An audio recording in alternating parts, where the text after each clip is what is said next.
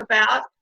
This is the first time with the VTC that I had the registrations at Eventbrite close at midnight Friday night, and between Tuesday, when I sent out my last minute reminder email, 100 people registered for a total of 168 people. And as Patricia can testify, when you have a conference, everybody registers at the last minute. You don't think anybody's going to attend, and you know, all of a sudden they come out of the woodwork. So it was interesting because most of the time I spend all Saturday morning fielding up to 50 late registrants and helping with problems that way. And I only got 2 people this time that couldn't register yesterday. So that was way cool. But we hope you enjoy our virtual technology conference presentations today. And I would like to invite you to the November 1, November 2, when we will have, again, 6 different presentations. If you have any suggestions for presentations, let me know. I'm J. Talor at apcug.org. If you have some kind words to say about some of the presentations you saw today, participated in, I'd love to get a few nice words to put up on the website when I start uploading stuff this evening, just as a thank you to the presenters for their good work. I'm going to share a little bit about presentations. And to start this off, I think program chair is the most difficult position there is in the computer club. I guess I should take tech club. I'm trying to get myself to say that all the time. So I'm going to start with a little presentation about that. Hopefully you will find some 1 or 2 new ideas. If you have ideas that are not included in the presentation, would you please type them in the chat box? So when I upload this presentation to the website, I can include all the extra ideas that I've never thought about. I'd really appreciate that. So program chair, as far as I'm concerned, is the most difficult job, and many of the presidents now are doing double duty, which puts extra burden on them. So my question for you guys, is your group keeping up with new technology? Or are you one of those groups that is still stuck in the computer software type general meeting programs? And groups have told me that they want to move on, but it's like pulling teeth to get their members to make the move from computer-related meetings to new technology. I had that happen with my group when Windows 7 came in. They were happy with XP, loved it, and at each meeting, I showed something about Windows 7. And then I did the same thing with 8. And then I did the same thing with Windows 10. And slowly but surely, everybody converted. They passed by Windows 8, to be honest with you, the majority of them. If Windows had been 8.1, it might not have been so bad. But, you know, they were stuck, but I just kept showing something each meeting until everybody was on board with the newest of Windows programs. On the computer side, every time there's a Windows 10 release, do you go through what's new to give them an idea of what they may or may not want to use in the new version? I always tell my members that I'd really like them to check their security selections each time there's a revision, just in case Microsoft has changed something for us, because our meetings are about educating people, and we should really include at least 1 or 2 things in every meeting about something that's happening right now. So these are the community ones. I've had every other year somebody from the astronomy club locally give a presentation on how they use astronomy with computers. It's been fascinating. I've seen groups that have had chiropractors and they give ergonomics presentation. My group's had a city disaster preparedness person in September so I could get some publicity along with National Disaster Preparedness Month. I'm still using some of the things that she talked about, and this was several years ago. I recently have seen a Red Cross presentation on the same thing, and it is just a wonderful presentation, and they always bring handouts, and everybody loves handouts. I'm sure your city has a website. We had the webmaster come out and give us a presentation on navigating the website. And it was extremely embarrassing because the person asked how many people had gone to the website and looked at anything, and there were only 3 of us that raised our hand. So I had wished that he hadn't asked that question. And we have a new thing with our traffic control out here, and they're previewing some things that go with the signals so they can see it's, you know, backed up. They need to have the other way go faster. He's going to come out next month and give a presentation on that app. Many people have dentists come out and talk about technology. And of course, I think we've all had the fire and police department come out. One time we all went out and had the opportunity to sit in the police car. I used to do that with my preschoolers, but the adults had a good time doing that too. Every month, every January, we have a short presentation by somebody from the genealogy club. The last one was on DNA, good or bad. Excellent presentation. My grandson was the head person of the robotic club, grandson number 1. They came out and showed us one of their mini robots they had and talked about how they're using their 3D printer. Groups have had somebody from their local hospital, somebody's doctor come out, talk about technology and health services. I always liked Charlie Semple from the Los Angeles Computer Society. He said they aren't the same old libraries anymore. And I do notice that many groups have them come out once a year to talk about the new technology. Of course, in my valley, I can't get them to come out. Other groups have had charities give presentations on how they use technology. If you have local radio, TV stations, they have webmasters. And the TugNet group that is the valley south of me, the president has contacted Fritz Coleman, who is the KNBC weatherman. He's been to her group twice giving presentations. So that's not too shabby. Recently, I saw a group meets in a church. They had a presentation on how the church uses technology. And if you're lucky enough to have a Microsoft store in your area, we have groups down in San Diego that, you know, every once in a while they have a meeting there and they give them a presentation. They came out to the Southwest Conference and gave presentations for a few years. Online banking, we've probably all had that, but you might want to, you know, contact your post office and see if they'll give a presentation. We had one and it was really interesting. You never know where you can find a presentation. Tech columns. They all have almost everything you need to put a presentation together. And it's just like the push articles, you need to give attribution. I have permission from Ask Leo, Dave's Computer Tips, How to Geek, and Make Use Of, for us to use their articles in our newsletters, as well as take things from there and create mini presentations. I use How to Geek all the time for mini presentations because all the screenshots are right there. Tech Boomers tutorials, we also can use those. And it's National Cybersecurity Awareness Month in October.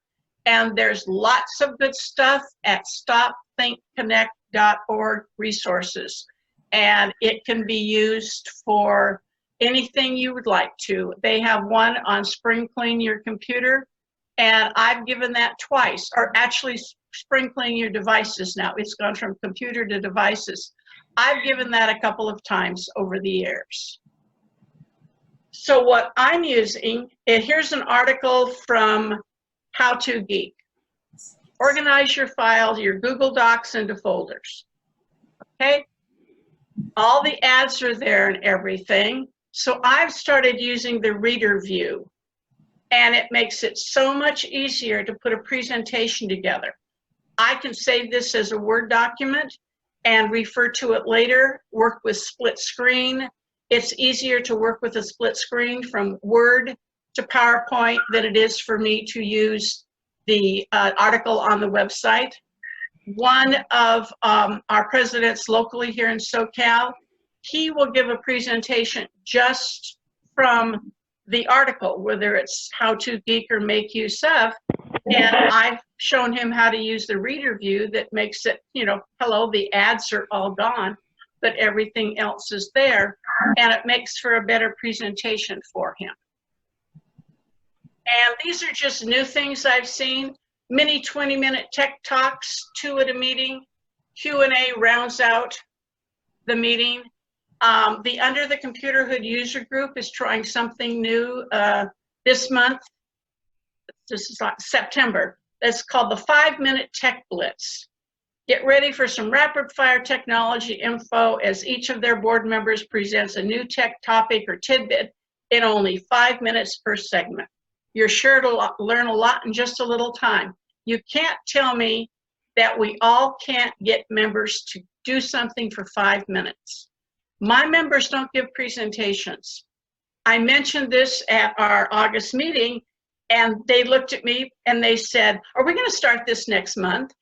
Are you going to decide who is going to do this? And I said, no. I said, it looks like you guys are ready to go. I'll just send out an email and y'all can volunteer. I said, 1, 2, 3, however many people want to do it. And you know, if nobody answers my email, I will choose people to give a 5-minute tech blitz talk. Ideas from the groups again, assigned presentation for to members. I think that might have been the Chicago Computer Society from our last roundtable. I'd love to know how that works. One group, again in SoCal, they input a lot of information new on their website every month. He shows what's new. Do you often wonder if your members even look at your website? How about giving them a tour? Some groups use TED Talks. We have Frank here from the Fredericksburg group, and I got this idea from them. Each year they have a state of the club, and they do they talk about their finances. I believe they elect their officers, and then they refresh people's memory on what they learned during the year. So that's something, you know, for your members. Oh yeah, in March we talked about that. Yeah, and I really enjoyed that presentation.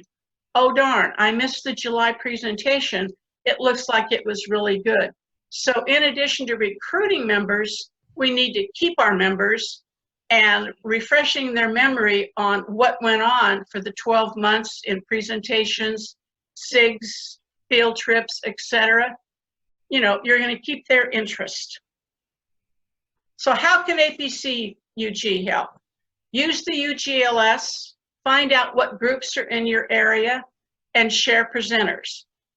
We have several groups in the LA area, and I'm the one who shares the presentation, and Dr. Sexton, who is attending today, he is also kind enough to give his presentation to other groups also. You might want to read other member group newsletters on the website, click through, and see what's happening in their clubs. Find a presentation that you like, send them an email and say, hey, would you share the PowerPoint? Did you have it via webinar? Could I have the contact information? And also, many of the push articles that are sent to your editors, again, have screenshots. You can turn one of the push articles also into a mini presentation. And of course, all of our VTC presentations are uploaded to our YouTube channel. And people that haven't used this, or groups that haven't used this, all of a sudden the presenter says, I can't come. And they're one of the groups that the same people have been giving this presentations to the groups. They're tired of giving presentations. The members are tired of seeing and hearing the same people giving the presentations. Try a VTC video. And the majority of the groups that have done this get hooked. And they always have one or two that just in case they can open up and show really quickly. And my favorite is the Speakers Bureau. This was put together brainstorming wise between Don Singleton and me in 2012. And in the spring Q2 reports, it was announced. We have 75 plus presentations by 15 presenters. This tells you who they are, how many presentations they have in the can. You'll notice it says Francis, many presentations. You need to click through to his website to see his list of the gazillion presentations that he gives. Jerry Minnick is doing 60-minute presentations, but he also does mini presentations. And you can choose any 3 you want to for a meeting. The Los Angeles Computer Society is having him in November. Huey has 7, and he's got one that he's working on that will be available for next year. I'm a generalist. David is a generalist. Huey is, a generalist, so to speak. Jerry is the iDevice person. John Kennedy is the Linux guy. So make use of the Speakers Bureau. Gene Barlow has 3. Bob G, he has his annual security presentation. I'm booking his webinars from Albuquerque as we speak. If you would like to have one at your October meeting, get in touch and I'll see if there's room on his calendar for you. Joe Kissel is the publisher and author of Take Control Books down in San Diego. He has 3 presentations that he gives. He's also given them at the VTCs. He doesn't give presentations on Tuesdays because he's involved with his kids at that time. Leo Notenboom said he'd give presentations, but I have yet to see in anybody's newsletter that anyone has actually asked him to give one. Our good friend Abby has 7, and check the Geeks on Tour website and ask them to give the presentation of your choice. It's interactive. You get to see the presenter at the beginning. They share the screen. At the end, it's live again for Q&A. We have a couple of groups that this is how they're still in business. They don't have anybody locally that gives presentations. Their members don't give presentations. So during the year, they have 10 interactive webinars. It's just like we're in the room with them, a holiday party and a picnic. And they've been doing this since October 2017, and they're still moving right along, getting new members. No internet, slow internet, use a hotspot. We have at least 2 groups that I know of that are using a hotspot because one, the internet is very slow, and the other one, there's absolutely no internet at all.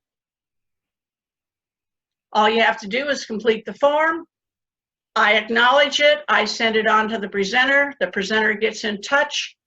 I step out of the picture, and you work with the presenter unless the presenter says, I'm sorry, I can't do it on that day. Usually they let me know, and I let you guys know. If you would like a list by presenter with descriptions, again, send me an email and I'll send one out to you.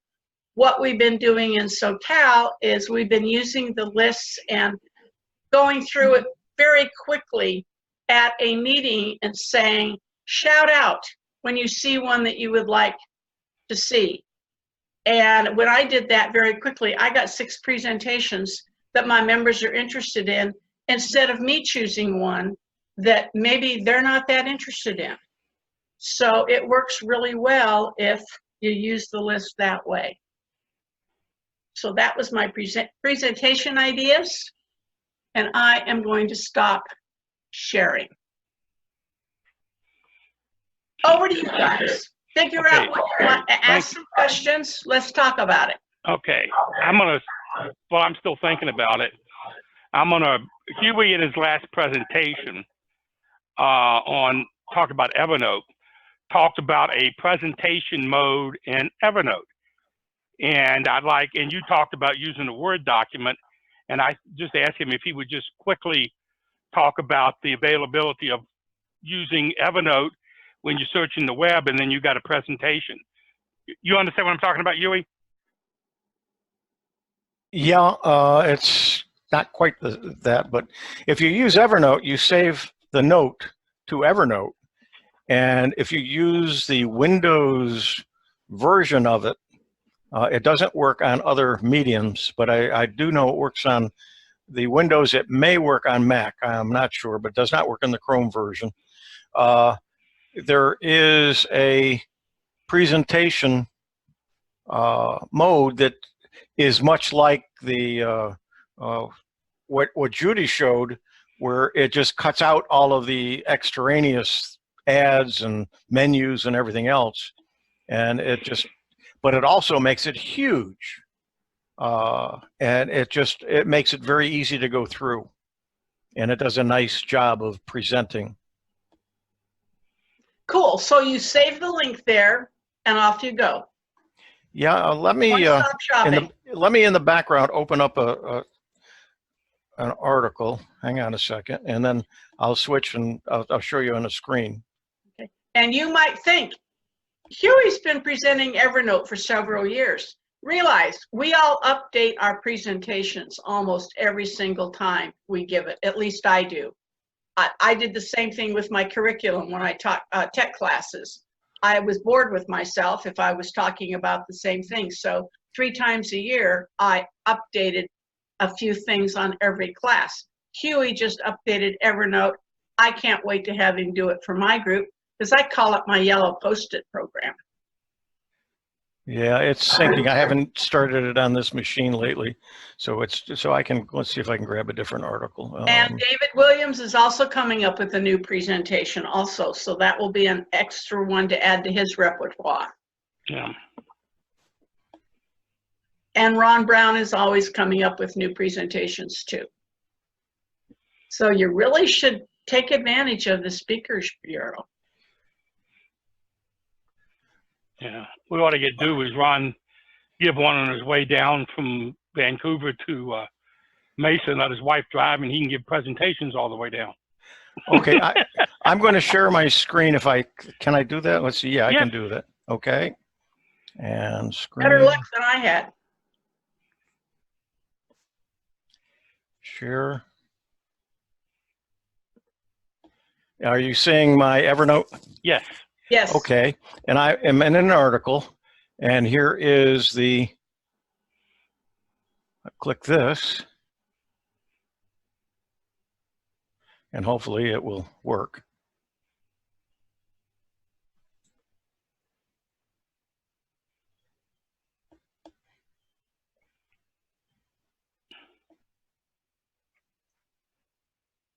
And there is the article. Outstanding. It's got a, what do you call it? A cursor. Turns into a pointer. A blue thing flying through. Yeah. And you can change the color. But I can click on this. It makes it larger. I can make it just a little bit smaller so it fits, or make it bigger. And then go back to the article. And so there's another one here. I click on it. So it makes each, and I'll just make it, I'll just zoom out just a little bit. So you can see any of the graphics that are in the article, and then come out of it and just scroll down. And there's the whole article and nice big print taking up the whole screen.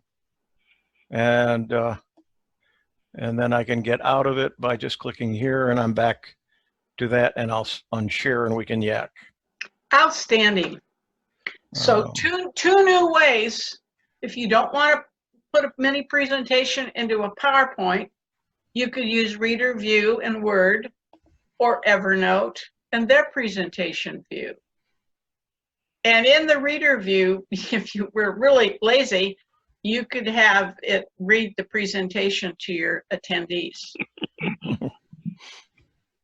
Judy, Steve Rosenstein has a real good presentation that I'm going to ask him to talk about. Okay. So Steve, you're unmuted. Steve, he sent me a chat. Okay. Well, Mike, that's not more. He said that he gave a presentation on smart TVs just this week. Largest turnout in years.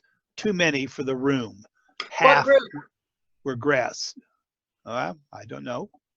He says he doesn't have AV. Or I guess he doesn't have audio either. Have him type in what, oh, Steve, could you type in the chat box what group you're with? Yeah, I can ask myself. Yeah, your fingers broke. And Frank Foda, yes, the videos will be uploaded to YouTube after Francis and I are finished with them, date TBD. Yeah, he's from the PPCUG. PPCUG is Steve.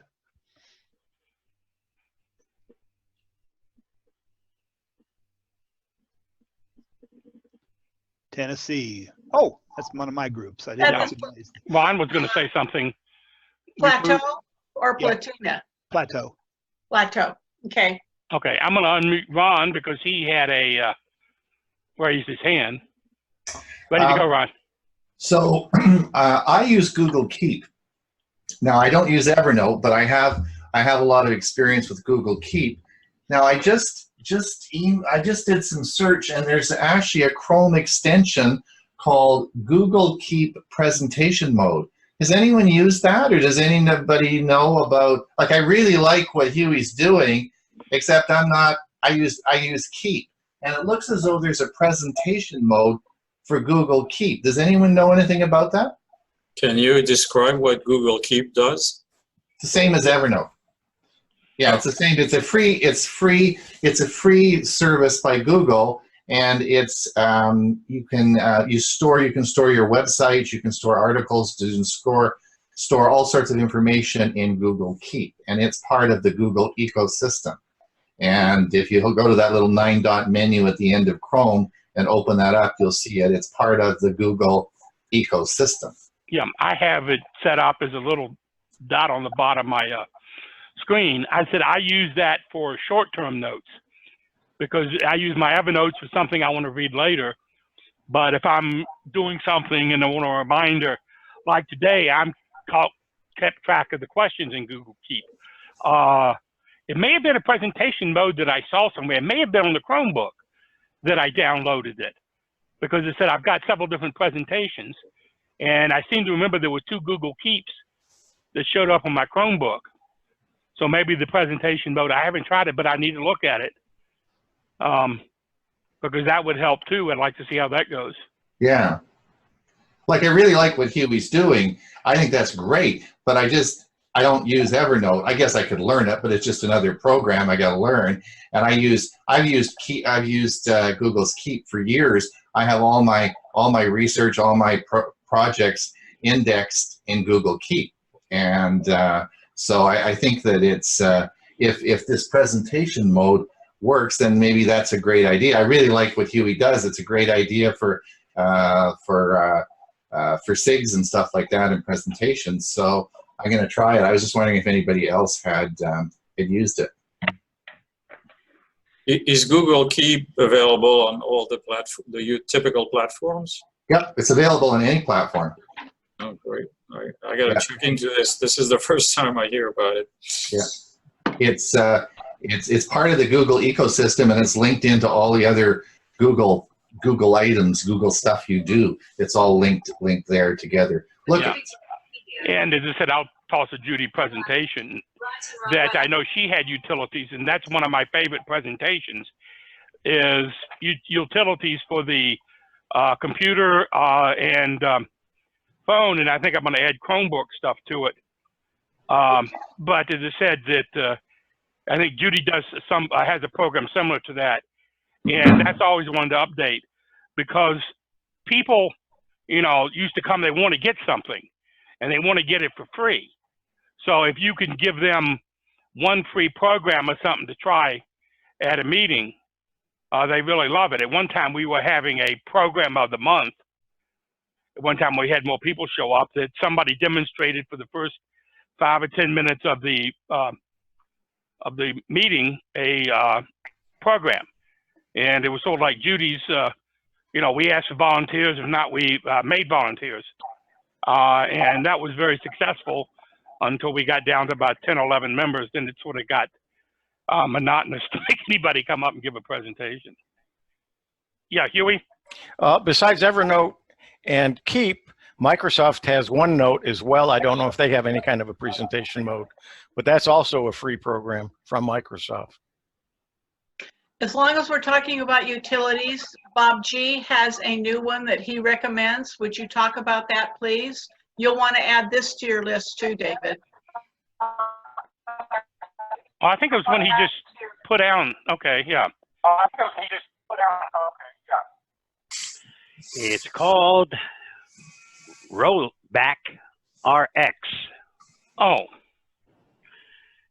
Now, I started off by using the free version, which allows you to make up to 7 snapshots. And unlike what comes with Windows, which takes forever to create and forever to restore, a snapshot takes hardly anything time-wise, and restoration is just as quick, and it happens to be accurate. I was doing some beta testing and just about wiped out everything I had. Rollback, thank God it was on the system, brought it right back to me. That was the end of my problem with that particular beta test.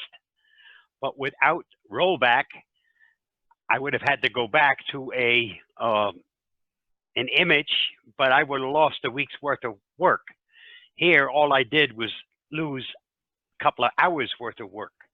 I've been so impressed with that program. I actually spent I got a little sale on it, so about $60 to purchase the paid version. yeah. As I said, I will. It's been The around free for a long version, time. well, the free version, it gives you 7 snapshots. Once you've used up those 7 snapshots, you have to go in and erase an older snapshot in order for it to create a newer one. If you don't do that, your last snapshot will be the 7th that it took, and you don't have any follow-up on it in the free version. That's why I said, you know, you have to weigh. You can just simply go in, erase one, and now we'll go ahead and create a new snapshot. But if you've taken the 7 that are allowed in the free version, it's not going to create another one. That's the big difference between paying for it and using the free version. Free one, it does the exact same job, exactly the same way, only it limits how many snapshots you can take. Bob, does rollback do a snapshot automatically, or you have to willingly create one? It does automatic, but you can willingly do one if that's what you want to do. But it will do it automatically. How often? Once per day. So your 7 don't last very long. Oh, You have once to go per back. day only. Okay. Right. which means you have to go in once the 7 have been created and get rid of a couple, because by then you already know, do I really need that snapshot, or I'm keeping myself safe with what is happening in the background. So as long as my computer is working properly, I know I don't have an infection, I don't have a problem with the system. I really don't need something that's 7 days old. I can get rid of one of the old ones, and then tomorrow morning, before it starts, it will have created a new snapshot for me. How does that, I don't know if you remember the days of Go Back, and I'm talking. Well, that's 20 basically years the way this works, is go back. But it is grease lightning. It is quick. And it boots before the operating system ever starts. So you have the home button is what their trigger finger is. When it shows you when the system first boots, if you need to restore your system, which is what happened with me. My system, blue screen of death, and it never came out of it. I had nowhere to get to anything. I couldn't get to safe mode. I couldn't get to anything. The only thing I saw prior to anything happening was the rollback screen. And that's what I wound up using. Rollback came up, I hit the home button, and now I had my choice. Okay, what do you want to restore it to? I took the restore prior to the blue screen coming up. I'm back in business. I also know, get rid of that beta. Something's the matter with it. So, yeah. So Who- I can who tell makes- you. Go on. Sorry, who makes rollback? hold on.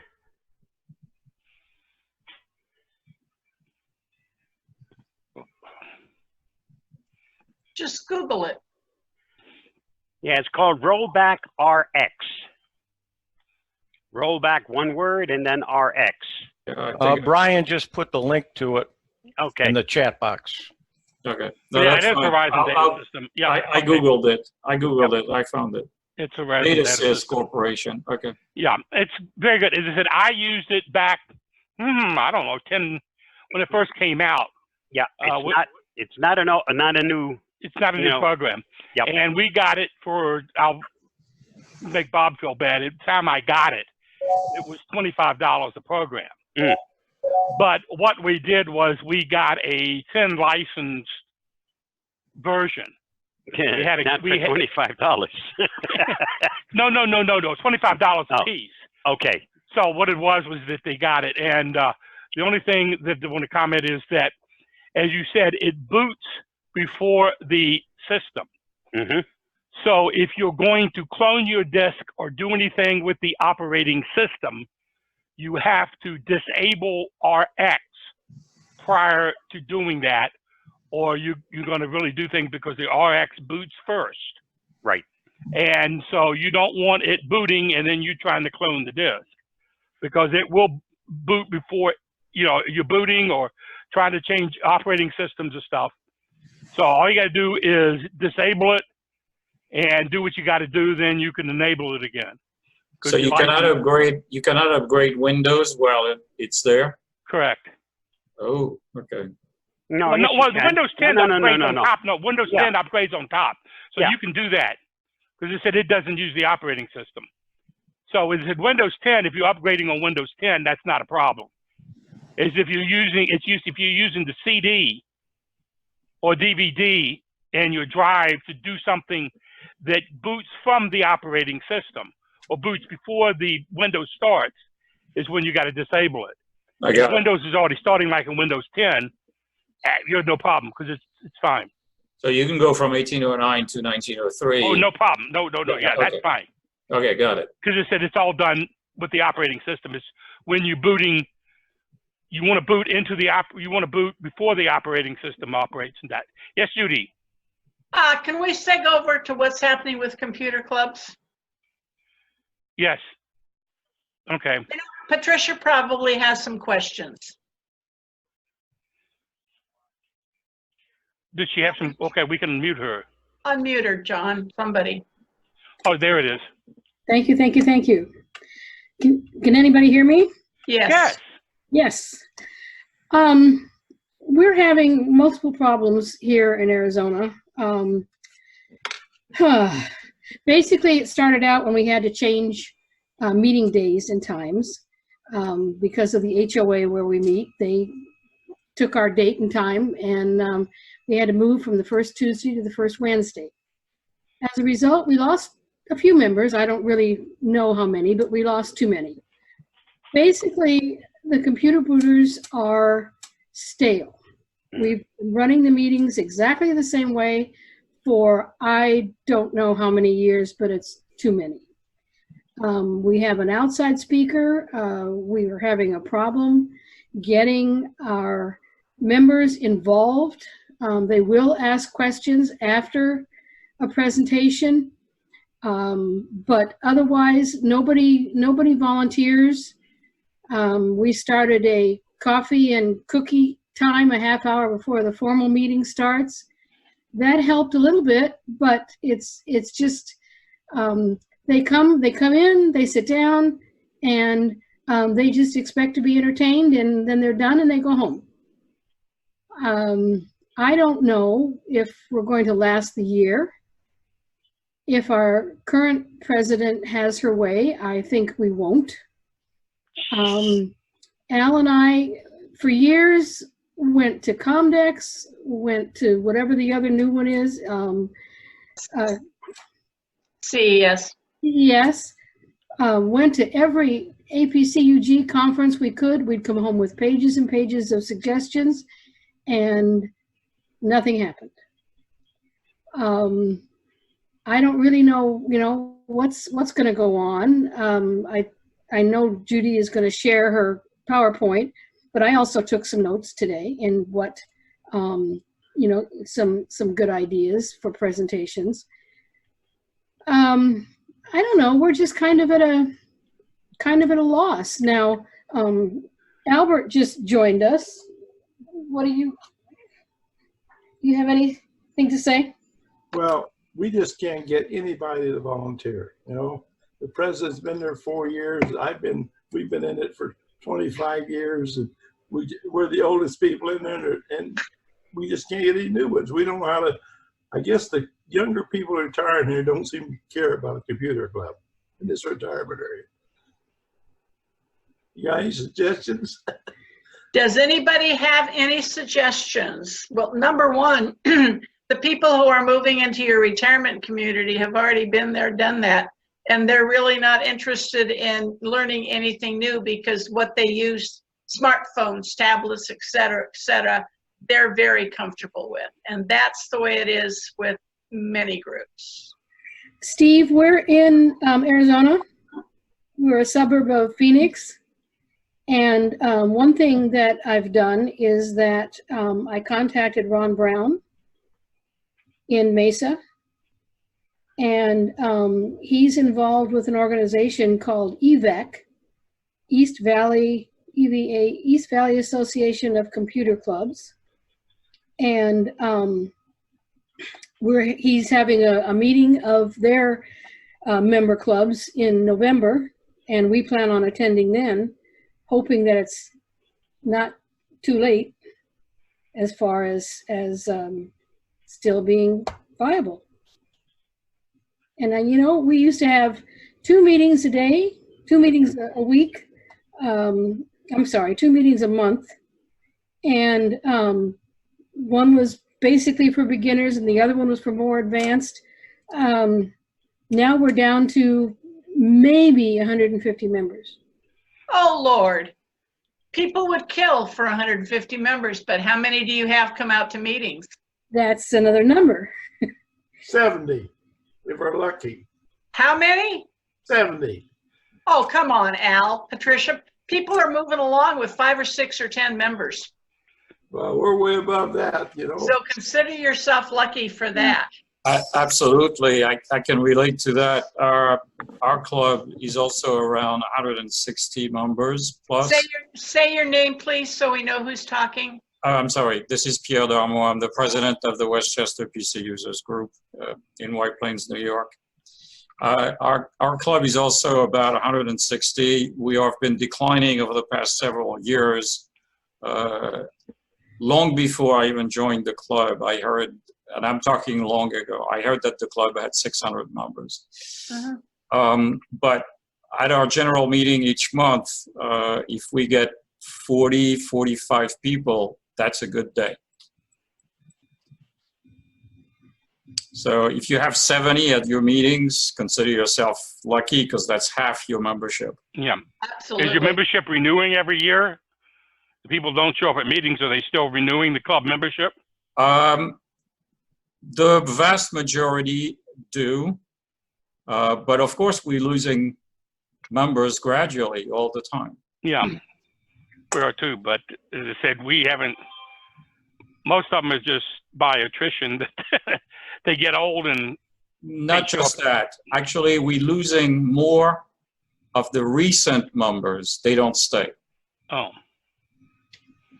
Patricia, have you surveyed your members to see what they're interested in presentation-wise or learning about? It's been a while since we've done that. John Roy from Connecticut has a really good survey. Okay. I'll send it to you. Okay, thank you.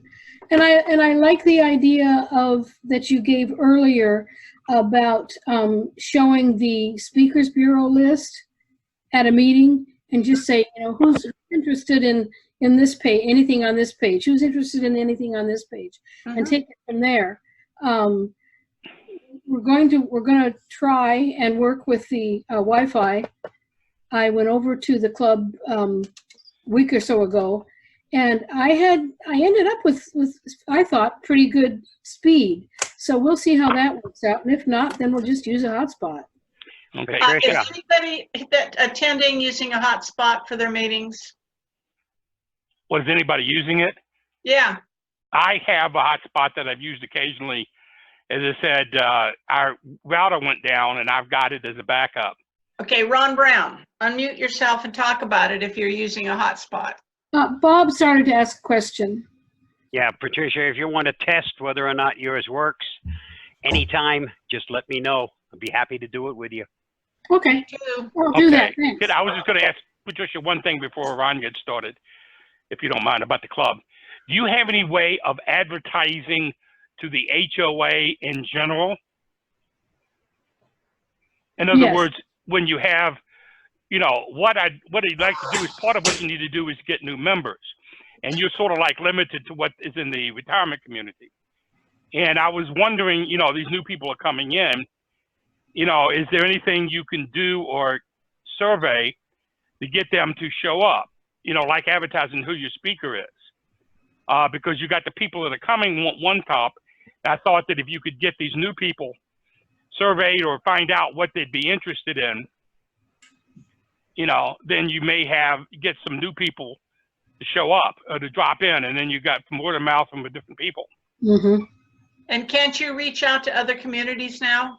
Yes, we can now, and we have. There's two not very far from us. For one, we have, I don't know, maybe a half dozen members who joined. The other one is just a little bit farther away, and our meetings start at 6:30, and I don't want to drive at night. So, you know, we ran into that. We do have a monthly newspaper that goes throughout the community. We always have articles in that. We have flyers throughout the community. Sun Lakes is basically 3 different communities or phases, and each one of them has big bulletin boards and things like that. And we have flyers available on from them. We have the cable company is local, and they have a particularly local channel, and we have an announcement up there. But if you've got DirecTV or anything else other than their cable, you're not seeing that. But it's hit and miss anytime you advertise. Okay, thanks, Pat. Ron, hotspot comment. Yeah. We have chronic problems with internet in our resort, so we've elected to use a hotspot. Hotspot works really well. We use a Verizon, I think it's 6620, which is a device, and you cost about $200 to buy it.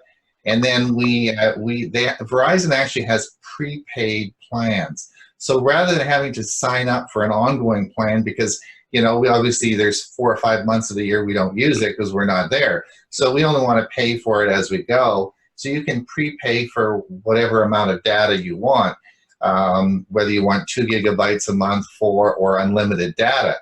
Now, with the advent of 5G coming and the networks that are available, particularly in urban centers like large centers, the rates that you're getting now are incredible. I mean, we're getting 160 megabit download and probably about 40 up wherever I take the hotspot.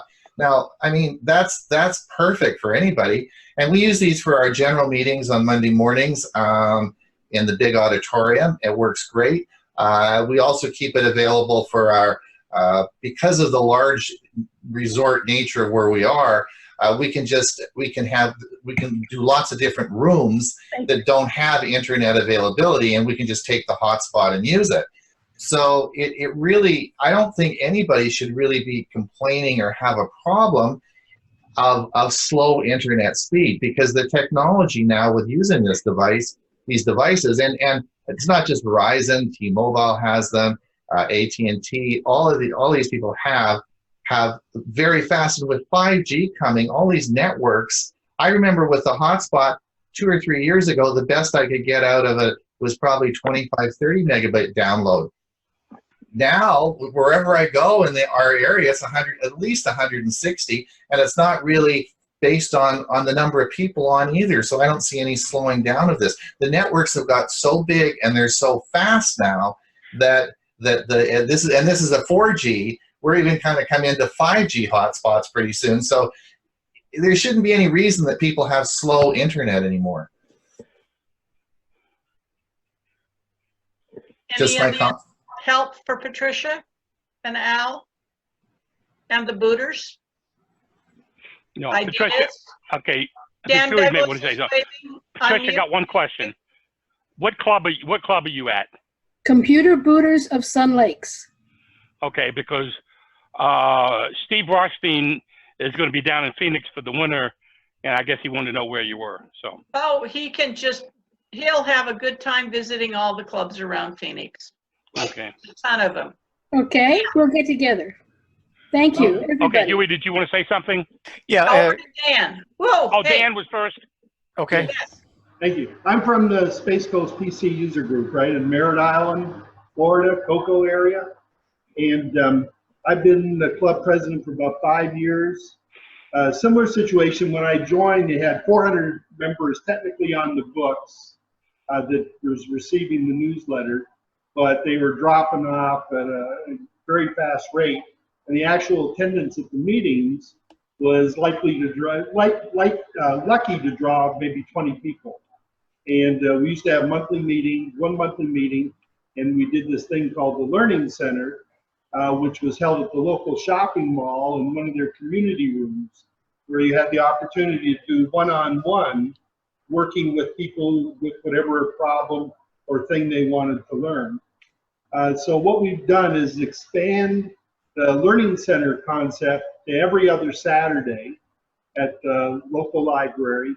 We get their big conference room, big board table. You could easily put 20, 25 people in there. And we go from noon till essentially 4 o'clock every other Saturday. And people can come in and go out. There's no set agenda necessarily, although if somebody throws out a topic, I will or somebody else in the group will do a brief, 15, 20-minute presentation on whatever that topic of interest is. So we do that, and that has really helped bring, I think, the people together. Because when you meet every other week, you sit there, and some people just sit there and do their genealogy and, just listen to what's going on. And then if they end up with a question, they'll ask it. But we get free Wi-Fi through the library, so everybody can do their own thing. And you can always sit with one person, and whether you have an Android phone, you want to know how to share your photos to your PC, or whether you want to learn the latest things about Windows 10, 1903, somebody will be there to help you do it. And we even do limited repairs, based on the fact that, if you need this part, we'll order it, we'll come back together 2 weeks, and I'll actually help you put that part in. So I think that's really brought people together in a very cohesive way, because you get to know everybody a lot better than if you're meeting once a month. We still do a formal presentation, like Bob's been down every year since I've been there, and we have the formal speaker once a month. We used to do that in the evenings. We heard the same comment about people not wanting to drive at night because we have a advanced age community here. Let's say our membership is more in years. And so we kind of shifted that to an afternoon meeting. That does impact the availability of some speakers we found, where some speakers we could get come in their free time in the evening now are working and have work commitments. So you got to kind of balance off that availability of speakers and topics versus the availability of the people who want to come out and listen. But I think and then we have a brochure that we put in all the public libraries that really talks about our services and the fact we got the 2 kind of program tracks And that's really brought in, I think we're getting something like 2 new members a month, which may not sound a lot to you guys, but when we were dropping so fast, and those people do become regular attendees. The other thing we did, we got rid of our annual fee. We used to charge $25 a month, and now we do a $25 one-time charge.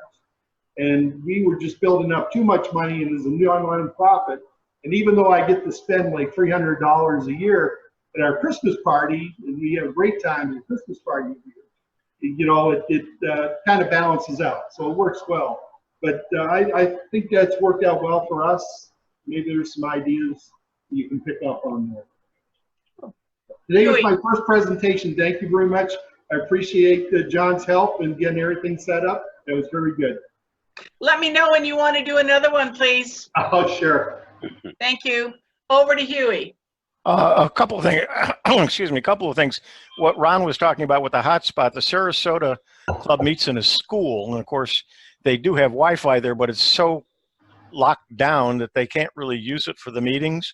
So they use a Verizon hotspot, and I think they have 5 people can connect to it, so they have some of the forums that also use it, and so the general group can't use it, but we were able to bring in John Kennedy did and Judy has done a speakers bureau to the group, and they're using that hotspot, so it does work.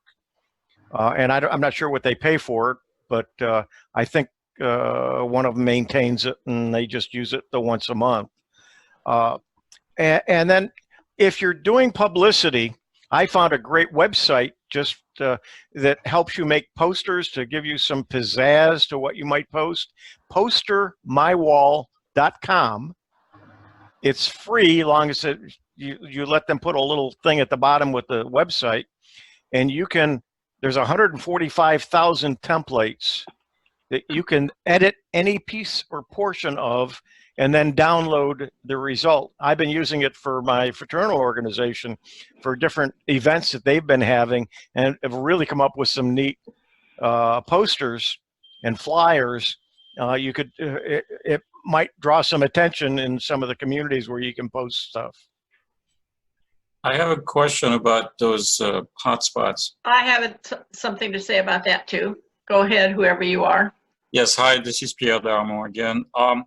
Those hotspots, are they carrier specific, or is that something you buy and can put a SIM card from any carrier? Each phone has their own, each phone carrier. That's what I was afraid to hear. Okay. The Hawaii, I did a presentation. Bob's done a presentation to the Hawaii group. They actually use somebody's phone. Get up here. Their individual phone hotspot, and if they use more data, they just pay the person what they owe them when their bill comes due, instead of spending $200 for one. And they're extremely happy with that because their internet in Hawaii is non-existent where they meet. Patricia, they have other things. Patricia, could you change your meetings to the afternoon?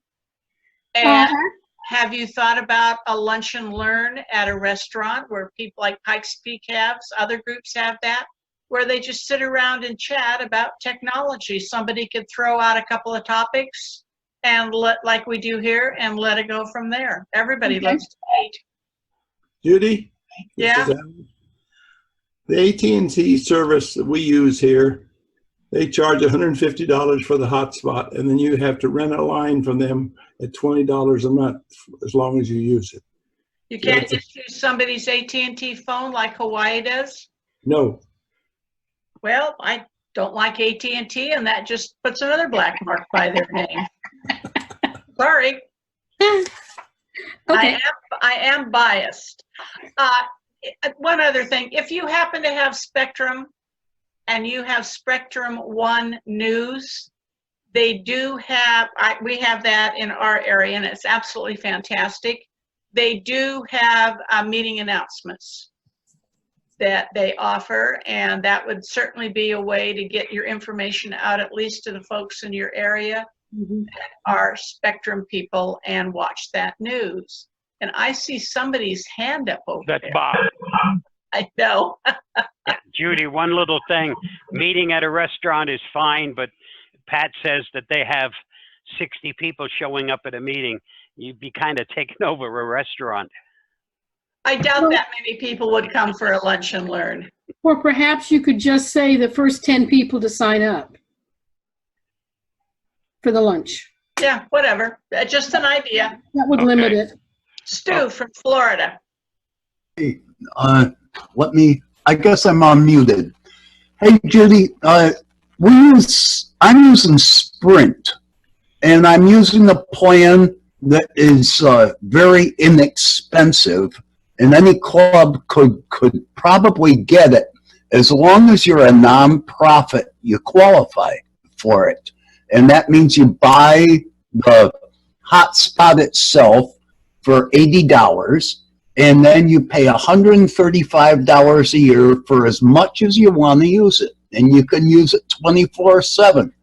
I would think some member wouldn't mind using the hotspot in between meetings. It's a good deal. And that's a program that was set up years ago with the government. It's called an unlimited distributor discount plan or something. It was in my presentation I did this morning. So that service is available, and I've been using it. It's not super, but it works fine. Even with 15 up or 3 up and 15 down, I'm doing okay. I haven't found anything. John Kennedy and I tested with it a couple times this week. It worked fine with us using the Zoom. I did it at the club today, just mainly because I could get some more people to come out at the club. Cool. Thank you. Okay. Any other comments for Patricia? Well, now the question would have been semi, but hey, I'm like the rest of you. 60, don't talk to me. You know, our club has got 200 on its records, and 10% will show up for a meeting. You know, so 60, wow. Francis Photo wanted somebody to make a comment about virtual meetings, and I know that we've got a couple of groups that have started that. Did you want to address that? I will. The Toronto group strictly meets via Zoom. Frank, is that what you're talking about?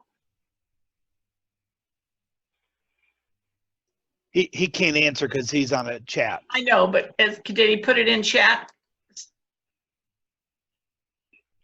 I don't know. That's all they do is strictly virtual. Okay. The Toronto group they wanted to resurrect themselves. They were meeting downtown. Traffic was miserable. They tried meeting at the president's house. That didn't work out.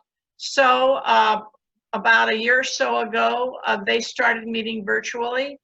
Bob has attended and give presentations. Francis has attended. I've attended. It conflicts with my civic engagement group, where I attend every meeting. And when we were having to move for our tried and true, we've been meeting for 31 years, and a lot of that was the second Wednesday of the month. And we moved to a new location, and we had to meet the first Monday of the month. And Huey was giving a presentation to my group in February when it was raining like crazy here. And I thought, nobody will come. And so we had a Zoom meeting.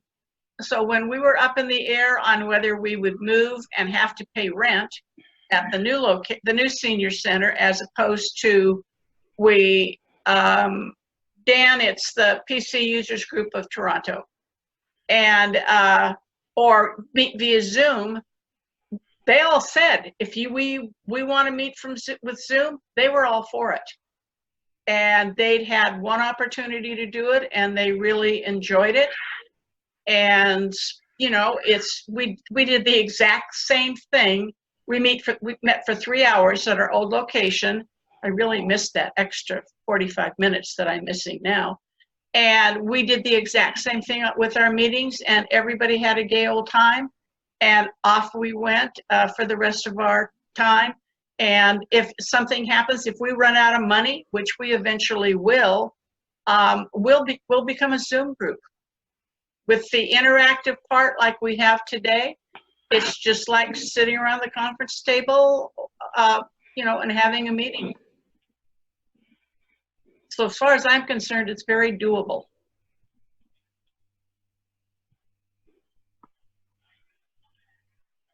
Any other Ron questions? had his hand up. Yes. Well, thanks to Judy, I've got the Zoom bug, and I've really become quite infatuated with Zoom. So our group started. We have a Chromebook user group within our club, and this last couple of weeks ago, I had our first virtual meeting of our Chromebook user group. And our club doesn't meet; they just meet from November or October to April. So in the summer, there really is nothing happening. So I thought, well, why not have some meetings? So we started this, and it was an immediate success. Huey was our guest speaker. We had a great time. And then I immediately got emails from all sorts of club members wanting to have our regular monthly meeting of the club using the Zoom technology in addition to the Chromebook user group. So it's just expanding and expanding. I see there's lots of capability here, lots of fun, and it's easy to do. So thank you, Judy, for giving me the Zoom bug. And let me tell you, it was like pulling teeth to start using Zoom. Yeah, that's great. Ron, how wonderful it is. Yeah, you're right. You're right. It's really good. Just one question, just one comment for Patricia. And I know you're coming to our group when you get down there. Remember, if I ask all our members in our group how many own computers, only half would ever put up their hand. They say, I don't own a computer, I own an iPad, I own a cell phone, or I own this and this, and they don't consider that technology or computers. And really, if you look at cell phones, the cell phone technology is often complicated. Often people don't know how to use them properly. So choosing topics that are not generic to computers, such as how do you use Google Photos, how do you upload pictures from your phone, how do you do stuff that is common to something that everybody has, and by and large everybody has a smartphone. So don't choose computer topics. When I go around and talk about things, you never want to talk about Word. You don't want to give an Excel talk. You don't want to give any how to update Microsoft Windows. Those will all just kill your club. You want something that's generic, that everybody, internet security, keep it very generic, and keep it with devices that everybody has, including Apple, because if you chose those generic ones, even people who have iOS devices will want to come as well. And the other thing that's the most important for any club is donuts.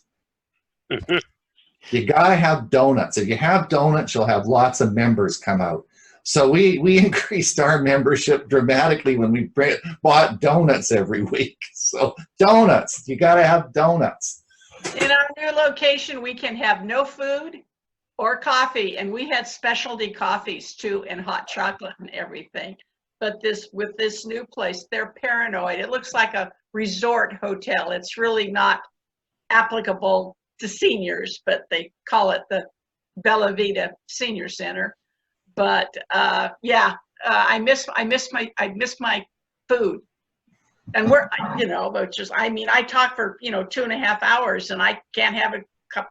And I always have my Diet Coke with me, but I can't even have a cup of water. And they're very weird at this new place.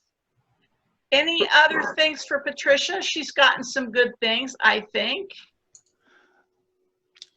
And Al too, who's hanging in there also. And then, okay, I see Brian Lance has a question. Yes, thank you. Well, our group in Tampa, we have great Wi-Fi, we have cookies, we have a decent turnout in the months that we hold the meetings. In the last 3 years, we've had the winter months, the summer months off. However, I think the group has perhaps 80 or 90 members total, and I see the same 15 to 20 people every time. Now I have the ability at work to post something, but I'm actually worried that if I get many people, our meeting space only holds maybe 35. And if 50 people show up, what would happen? How would I limit the exposure, but still get the word out there? We have some of the same problems with generating new articles. I've written 2, probably one each of the last 2 decades. About article, are you talking about writing articles for your newsletter or putting PR together? PR, mainly. Okay. Because I know you guys don't use any of my push articles, I don't think. No, we don't. Which is unfortunate because they're all written by people that you're looking at right now, some of them, and they are excellent articles of interest on a lot of stuff other than computers. I'm the worst person to talk about PR because that's not my field. If I need something jazzy, I ask my business daughter to put it together for me. Except for Bob's, he did CCleaner for us and the new CCleaner browser, and I called it the new browser in town, and people were shocked that I even came up with that. Is there anybody that we're talking about? Yes, the answer to your question, Kurt, is yes. Okay, Huey, I think, has his hand up. Does anybody that is here have a good PR? Huey, were you going to say something? Not about that. Not about that. When it comes Okay. to that? Okay, they said the only PR experience I have is getting people out. I don't know how to limit it, just to get the people, just the right amount at the meeting. That's going to be tough. You know, as I said, if you sit, Be extremely optimistic that you think you'll overfill your room. Perhaps. or either can you get other room? No, our host, Pepin Distributing, has graciously given us space for, oh gosh, 5 or 6 years now, and it's great. Parking is free and spacious, just we have the one room. If we went to standing room only, we could probably do 50, and that would be great. As well, just on the same topic, we suspended dues because the club has quite a bit of cash. So end of the year bash is pretty nice. But it's just a matter of expanding would be great to keep it going. Yeah. Well, what I'd say is recommend if you can get standing room only at a couple meetings, then I would suggest maybe that you may want to consider moving to a different place if you're going to have that many people. But if you're not getting it every meeting, then you know where you are is fine. I think Bob wants to say something. And Brian, yes. I'd give it a go and try it and see what happens. I honestly don't think you'll get 16,000 people coming. And that flyer site I've just clicked on, that looks great. So that was a very nice thing. Thank you. Okay, Bob. If you word your advertising in such a way that don't miss out, we can only accept the first 50. It's a first come, first serve. You would stimulate and hopefully get those 50. And it's not bad to say somebody, hey, you missed the boat. Better luck next month. It's better than not filling the room. But advertise it in such a way, first come, first serve. We only have room. Don't be left out. Oh, darn. John Roy, are you the group that does reservations? Can somebody unmute John, please? Where is he? Well, he's in the lower left-hand corner for me. Yeah, he's the one that's got no AV and stuff. Okay, I unmuted him. He can talk. I switched computers. I have my laptop, so I should have AV if you turn me on. You're on. Yeah, you got audio. I know, but I'm saying I'm now on my computer. I can start the video now, but I am. Yeah, you have to start that. We don't control John that. Roy. Okay, oh, John, okay, I can. Does your group take reservations Reservations for what? for meetings? No, we don't need reservation. Our room will hold about 100 if we get that. Oh, okay. There's one group on the East Coast that when you, Pierre, is it yours? It's some group on the East Coast. And No, on their not me. website, under meetings, it says reservations, and you click through and you give them your information. No, it's not So me. they know who's coming. Okay. If I remember who it was, or I'll look and see, I'll do something with it. Okay. Huey's had his hand up, and then we got a couple comments. Yeah, I wouldn't worry about filling the room until it happens, and then you deal with it. It would be a nice problem for a lot of us to have. Anyway, a week ago Sunday, going back to what Ron was talking about with the Chromebook group, as you know, the second Sunday of every month, I do a Windows Special Interest group online because I moved 120 miles from the Central Florida group. And I've continued now in November, it will be 5 years I have been doing the Windows SIG from 120 miles away from the meeting place. And I record it and then I post it on the website so people who aren't there can view it. But also I open it and several people who are on here join in, at least to listen to the SIG. I do it just like I was doing the SIG live. It's very informal. And it's open to any of you or any of your members. I have room for, it's Zoom, so room for 100 people, and we get about 12 or 15 people online. But that past Sunday was the main meeting was supposed to have a speaker coming in, and he didn't show. But we, Mike Ungerman and I, who probably in 1995 tried to do virtual meetings and record the meetings and so on. He's got the bug again, so he wants to do. He wanted to do the main meeting with Zoom, so we did, and it turned out because we didn't get a speaker, we did a. There were about 15 people online, plus there were probably about 10 or 15 people in the audience there. He had a handheld microphone that he went around, and so each person in the live audience could ask questions and we could all hear it, because that's one of the problems you have when you're in a room and you're going back and forth to a speaker. You can't hear anybody but somebody who is right on top of the microphone. But by having a remote battery operated microphone, we could pass the microphone around. And by the way, it was only like a $30 microphone. It plugs into a USB port and it's battery operated. Anyway, so I did that. And then as soon as that was over, in fact, it wasn't even over, I left the meeting and then joined Ron Brown's group. And we had a full screen like this, and we did a lot of discussion similar to this about Chromebooks. So 3 meetings in one day, all on Zoom. And I think, I know the Mike's got the bug to the point. Tomorrow night we have an iSig, and we're going to try to do it live there. And then we have some other SIGs that we're also trying it live, and try to open it up to at least some of the members that can't drive at night or are out of town or traveling, or other people can join as well. So I think Zoom is great technology, and it is opening up some doors for us. Whether it's going to help, who knows? But at least we're trying something different. Yeah, I just want to comment and then go to Judy, is that I have done our meetings for the mostly on Zoom.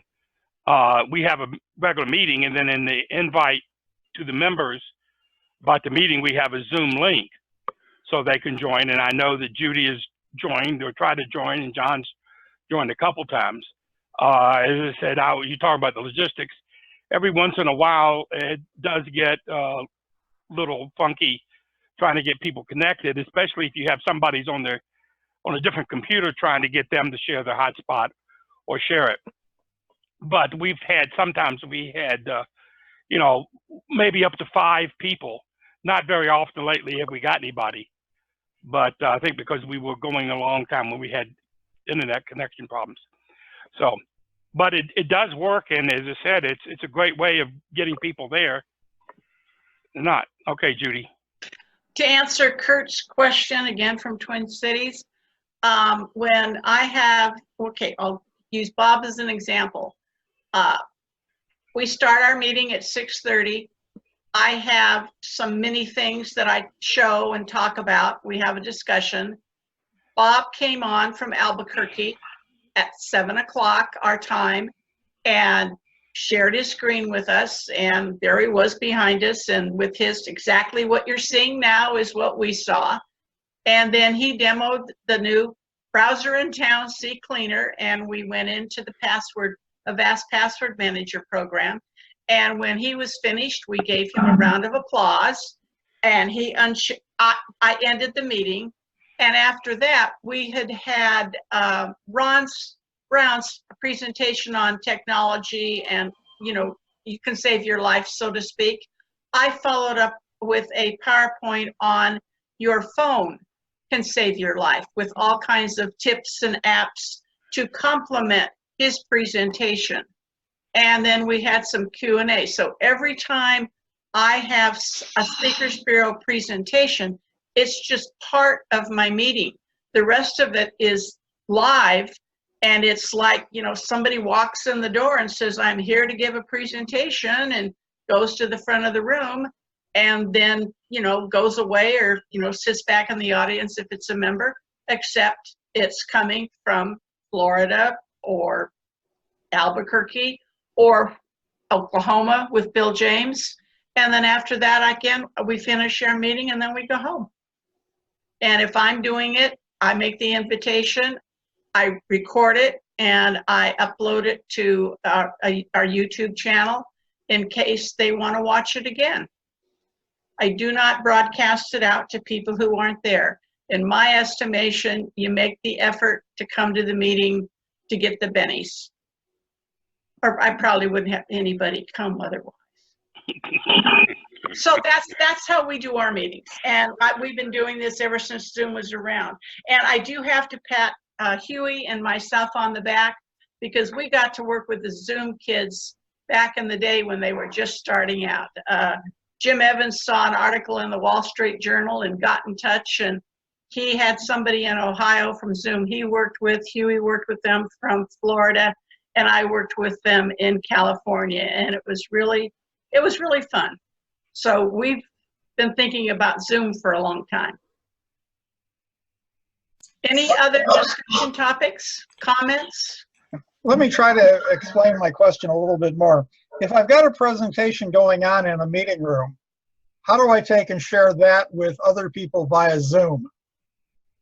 Okay, whoever gives the presentation, like if I give a presentation, I usually use my free account that's one-on-one.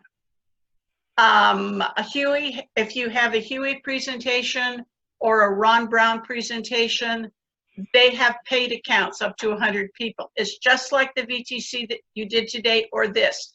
Everybody, no matter where they are, they click on the URL and they're all connected.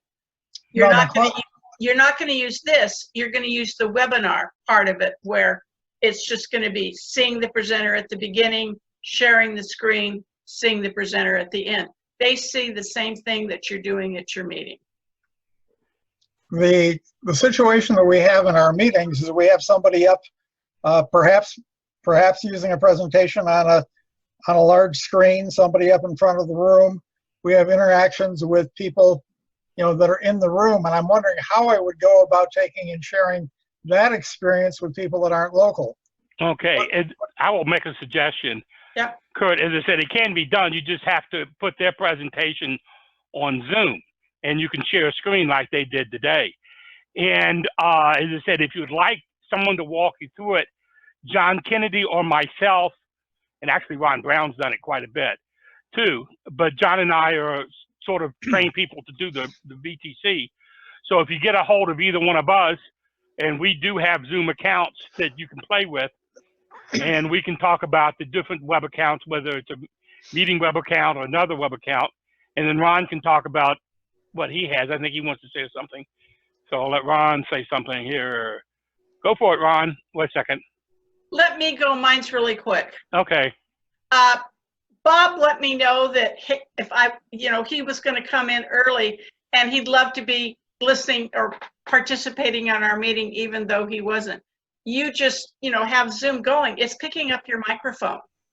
And if with my mini presentation, I would you know, the Zoom would be going, and whoever was not there could see that too. Over to Ron. So I thought about this, and I haven't. And my plan is the following: we're going to broadcast our main meeting, which we have usually about 120 people out, and we're going to. What I think we're going to do is we're going to set up a video camera. We can either use a camera or a video camera, but one of the members in our club actually sometimes taped our meetings and put them up as YouTube videos. Well, I don't want to do that. I just want to tape them and broadcast them on Zoom. So if you have the video camera set up on a tripod in the middle of pointing towards the screen, then that's going to record your audio and your video onto your computer as a program, whatever program you use to capture that. And then all you have to do is just connect Zoom on your computer and share that part of your screen, and that'll broadcast your meeting. Is that how you guys would do it? What do you think, John and Dave? Is that would be you just get a camera, just get a video camera, put it on a tripod, and have it record onto a computer, and then you just share that screen, and that screen then will go out onto Zoom. Okay. The best thing to do is, if you're going to have a PowerPoint presentation, is you share the video, the audio. You know, you got back and forth, and you have the audio, and you can have the video camera turned to the audience. But what you would do is you'd have whoever computer you're running the PowerPoint presentation would run the PowerPoint presentation and share it like you did today. And it goes up on the screen, and that goes out on Zoom. And you can record that on the machine, and that's it. And if you want to, when I do ours, I have a microphone that's pointed out towards the audience, and I have a video camera that's pointed out towards the audience, just the webcam. And then you can share the video and the audio when you start. Then when I get ready to do a presentation, then I share the screen. Or if we have a different presenter than me, then they will log on to Zoom like you logged on today. And it's just like they're in California, but they're standing right in front of that room with the PowerPoint presentation going up onto the screen and over through Zoom. If you really want to get fancy and get a paid account, you can do that on YouTube, or you can do it on Windows Live. But it's really easy just to share it, and it automatically tapes the screen, because it said Francis is taping it today, and we'll have all those. But it's just, you just share it like we did today, and people like today saw your presentation. And if they're sitting in the room, they're seeing it on the screen. If they're online, they're seeing it online, like they did today. It's just a hybrid of the two. Yeah, Huey. Yeah, Bob was first before me. Yeah. Well, I figured I was Ron. going to do you since you're the old time with the way back to the old presentation days. But go ahead, Bob. Ron, when I do a presentation remotely for you, you're sharing me on the screen through your computer. If your computer is what's being shared on Zoom, that takes care of everything. That takes care of the presentation. It takes care of the sound. Takes care of everything. You don't need a camera unless you want to share the audience. Yeah, that's what I was sort of thinking of doing, is because then it's more like being in a meeting rather than just sharing the PowerPoint presentation. I'm not sure. Like I think we'll have to experiment what is the best way, whether to actually have a camera at the back where you're seeing the whole meeting take place. But then you're gonna miss the PowerPoint. Okay? Well, you at have one to point have you're gonna have to go and actually use the PowerPoint presentation, which is going through your computer. Not if he doesn't have it. If he has it projected on the wall, that would see it all. Yeah. It just still says shrink. Guys are making it so You'd cool. still shrink your PowerPoint to a point where you won't be able to see it. Zoom in, zoom out. Well, you don't want to do a camera if you got a Zoom I mean, if you're recording the meeting without Zoom, then you can use the recorder. Well, But if Ron's you're not using- talking about recording the meeting. He doesn't want to record it. He just wants to show it on Zoom. So I would use the share and share the PowerPoint. Because you got Yeah, and then have the camera pointed around the back, like you said, and with the audio, so that would be your audience would be on the other camera. Yeah, but they wouldn't be seeing it. Complicated. Can I speak now? Huey, Okay. Everything you're talking about is what we've been playing with the last couple of weeks, Mike Ungerman and I. And one of the biggest things about the camera aspect of it is the fact that most cameras don't connect to the computer that are really regular video cameras. So what we ended up having to do was go with a webcam. And Right.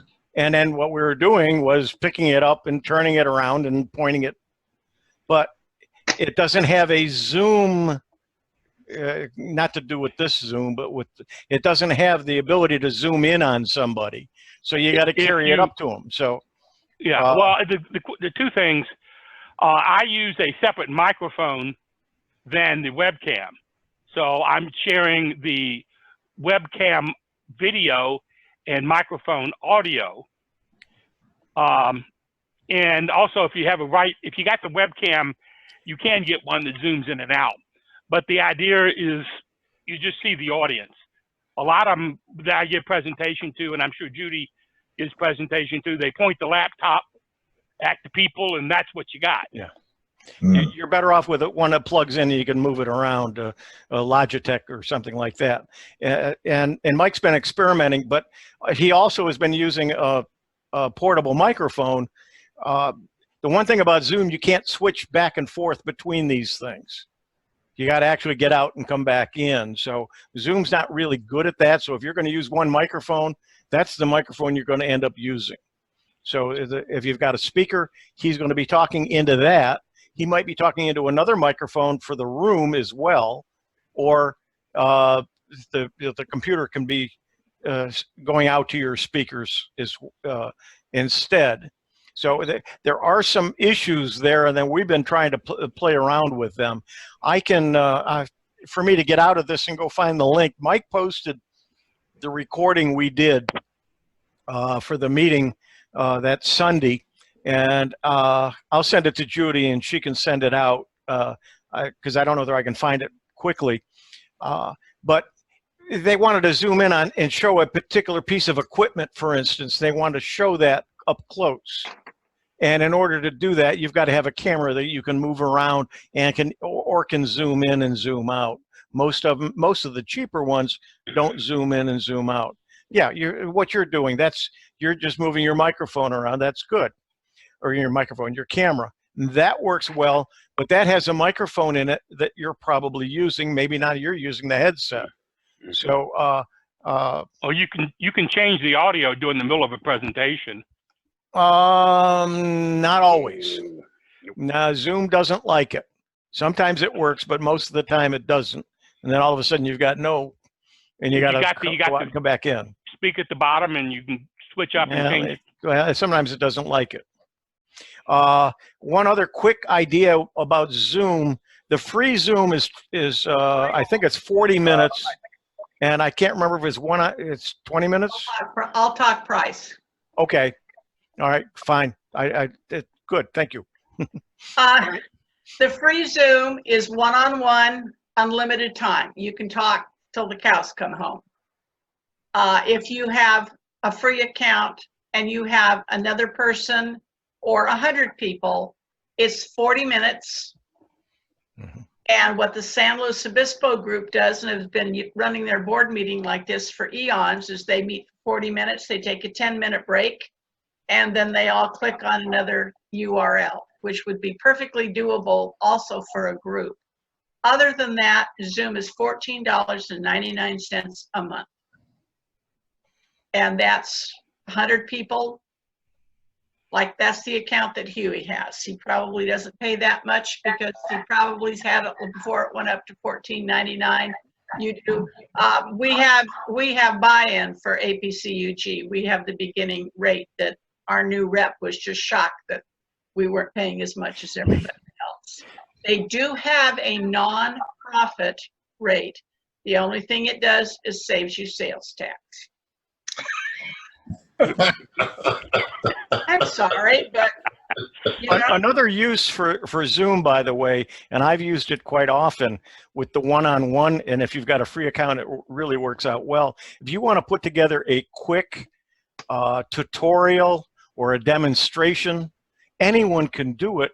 You just don't have anybody logged in. You just do it and record it and share your screen, demonstrate what you want. You talk in the while you're doing the demonstration, you stop the recording and you've got a tutorial.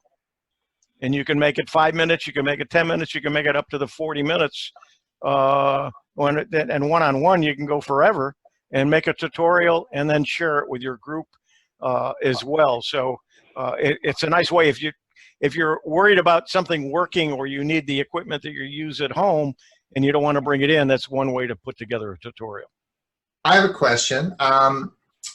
In the Chromebook meeting that we did, I recorded it, but I recorded it on my own PC, and when I went to render it, it took like 3 hours to render the you know, to make the movie. Oh. If I had chosen the option to have it done online, because that's one of the options, you can record it and store it on their server, does that make the rendering faster? Is there any advantage to doing that?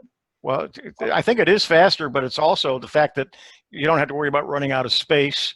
I think it is faster as well. And then you can either share that address from the cloud there, or you can download it and then post it on a website or upload it to YouTube or whatever you want. Can you take it right from their website to YouTube?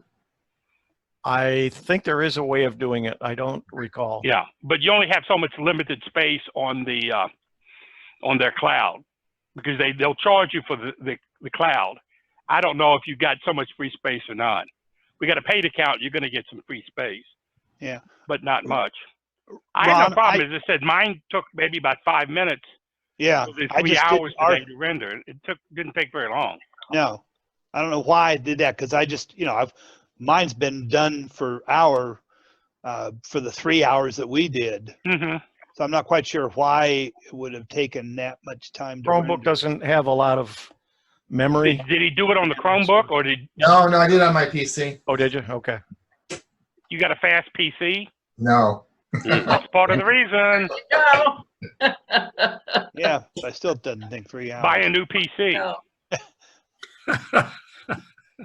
Any other discussion points? Yes, good doctor. Okay, the audio goes into the PC. Between the speakers and the audience microphones, just put a mixer. Now you don't have to worry about switching. Just change the mixing. Does that make sense?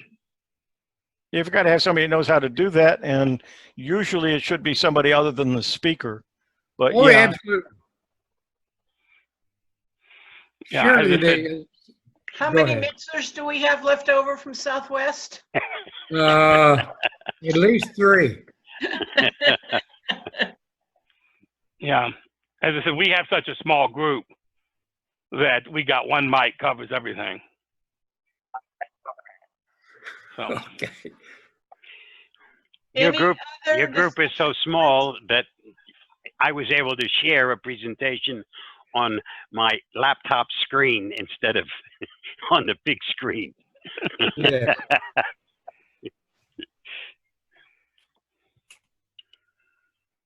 Okay. Any other discussion, comments, suggestions? Enjoy yourself. Good, because my rear end's getting sore. Learn something new. Learn several things. Hey, I'm a teacher. I expect people to talk back to me. If I ask a question, I really appreciate feedback. Yes, no, indifferent, buzz off lady, whatever. I'm hungry. I've enjoyed it. Yeah, very good presentation, and we will see you at the next VTC. Or if you want a speaker, you got plenty of choices. Yeah. And I think most people here know about that. And Get in So- touch if you want the Speakers Bureau list by person. yep. Yeah, I got to update mine again.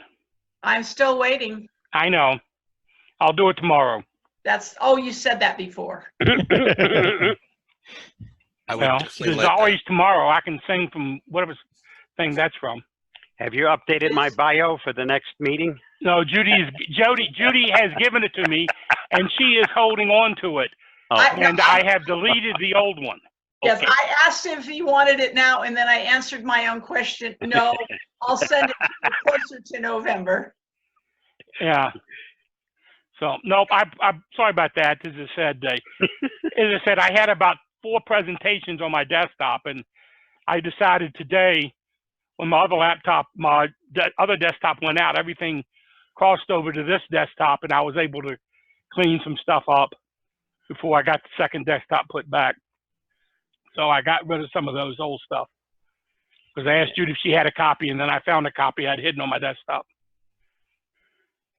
Anyway, thank you so much for participating. Diane, thank you for the kind words. If there are questions in the chat, somebody will send it to me and we will get them all answered one way or another.